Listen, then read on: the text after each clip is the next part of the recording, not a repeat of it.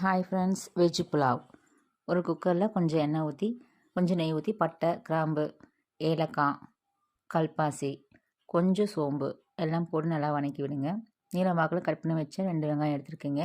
ஒரு 5 பச்சை மிளகா, புதினா, கொத்தமல்லி, கருவேப்பிலை எல்லாம் போட்டு நல்லா வதக்கி விடுங்க. இஞ்சி பூண்டு பேஸ்ட்டு நான் 2 ஸ்பூன் எடுத்துருக்கீங்க. அரை தக்காளி மட்டும் நான் 4 கட் பண்ணி போட்டிருக்கேன். கேரட்டு, பீன்ஸு, உருளைக்கிழங்கு, பட்டாணி கொஞ்சம் தண்ணி விட்டு உப்பு போட்டு ஒரு 5 நிமிஷம் மூடி போட்டு நல்லா வேக விடுங்க. ஏன்னா பாஸ்மதி ரைஸ் பண்ணுறதுனால பாஸ்மதி சீக்கிரம் வெந்துடும், காய் சீக்கிரம் வேகாது. ஒரு 10 நிமிஷமே நல்லா வேக விட்டு நான் பாஸ்மதி ரைஸுக்கு 2 கப் எடுத்துருக்கேங்க. 3 கப் தண்ணி ஊற்றி அரை மணி நேரம் ஊற வச்சேன். அந்த பாஸ்மதி ரைஸையும் அதோட போட்டு ஒரே ஸ்பூன் நான் கரம் மசாலா போட்டிருக்கேன்.